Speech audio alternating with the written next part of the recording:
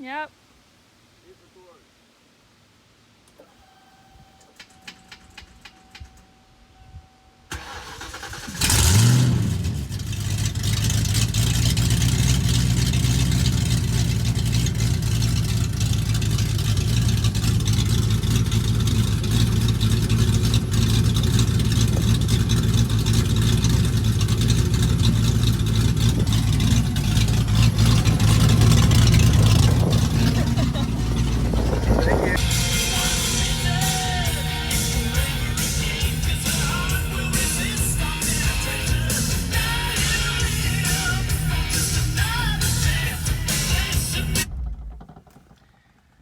And that's enough of that before we get copyrighted.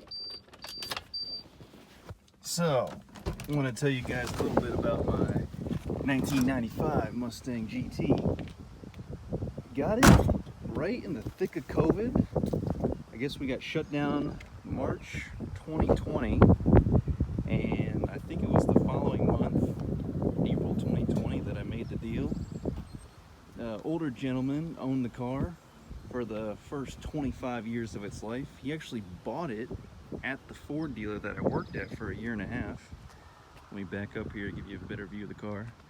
So yeah, like I said, it's a 1995, the last year of the 5.0, the old pushrod 5.0. Of course, the new 5.0 is dual overhead cam and makes double the horsepower, plus a little more in some of the newer Gen 2, Gen 3 Coyotes, but this one is old school 5.0. Got it with the 5-speed stick shift. Would not have it any other way.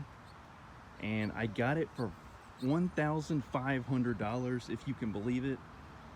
I'm gonna probably title this video something as, you know, cheapest 95 GT that you could find.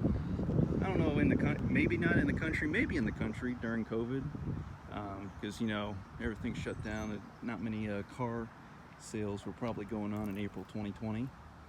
But yeah, $1,500 for this machine, and I would say popular opinion, right behind the Mustang 2 of the mid to late 70s. This might be the next ugliest generation in terms of general opinion, but for 1,500 bucks, I don't know if you can find a better V8 with a stick shift in terms of the overall condition. The car had 125,000 miles when I bought it.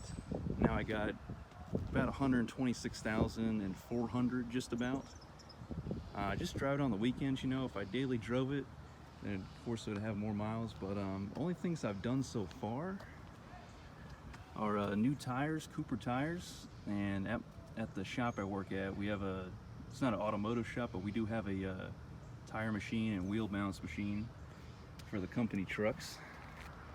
So I did all 4 new tires. The old tires, they were good tread-wise, but they were all dry rotted out because I believe they were 7 years old on the old tires. Well, it just goes to show you, you can work hard and save them, get yourself a Mustang, get yourself a V8.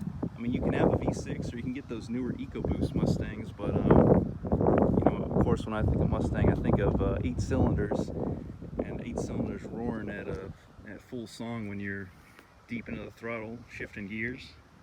So yeah, I did the tires. Beyond that, I messed with the exhaust a little bit. You heard that in the startup of this video, or at the beginning of the video. I did a little startup for you. And I don't know if I really want to do much else to it. It's fine as it is, and I've done an oil change. I'll just do regular maintenance.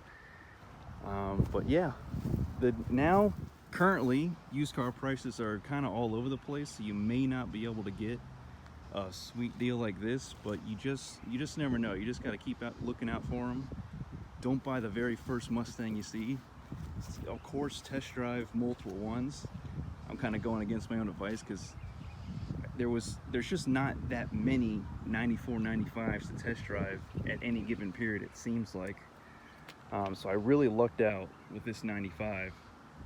And like I said, last year of the 5.0, I'll show you the underneath the hood, just to show you, just to prove it. Everybody, not everybody, but some people may think it's 4.6. Of course, they released the 4.6 in 1996. Same body style, but 96 through 98 had the 4.6 liter single overhead cam V8. This, of course, they had the 5.0. I believe, was it 1979? You guys can correct me if I'm wrong. Was it 1979? Was that the first year the 5.0 in the Fox body Mustangs? Or well, I guess the Fox body Mustang came out in 79, and maybe the 5.0s, or I'm sorry, fuel injected 5.0. That's what I'm going for. No, probably not 79. Probably a little later. Probably out 84 maybe. Was that the first year of the fuel injected 5.0 in the Mustang? You guys can let me know in the comments. But yeah, just I'm gonna keep driving this. The older gentleman who sold me this Mustang, he charged me with the challenge of keeping it running for another 25 years. So I've got a little over a year so far, so I got 24 years to go. It might be possible, it might not be. We'll see. We'll just have to keep driving it, see how it if I can keep it going as long as I can. Oh yeah, I did replace the air filter. The old one was pretty caked up, a bunch of whatnot, a bunch of grime and dirt. So, and oh yeah, the only other thing is he had replaced the wires and the spark plugs on all 8, but the spark plugs were not properly gapped. And I know that a lot of spark plugs are pre-gapped when you buy them, but I had to re-gap them. I got to buy a gapping tool and re-gap them to our 52 to 56 thousandths tolerance, if I can find that up here.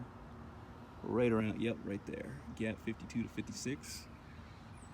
But yeah, $1,500 for a 5.0 that runs and drives. It's not rusted out. It sounds good, runs good. I don't know, can't really ask for more at that price range, you know. Headlights are a little faded out. That's to be had with any older car with plastic lenses. Yeah, let me know what you guys think. And if you got a sweeter deal on a V8 stick shift car, you let me know down in the comments.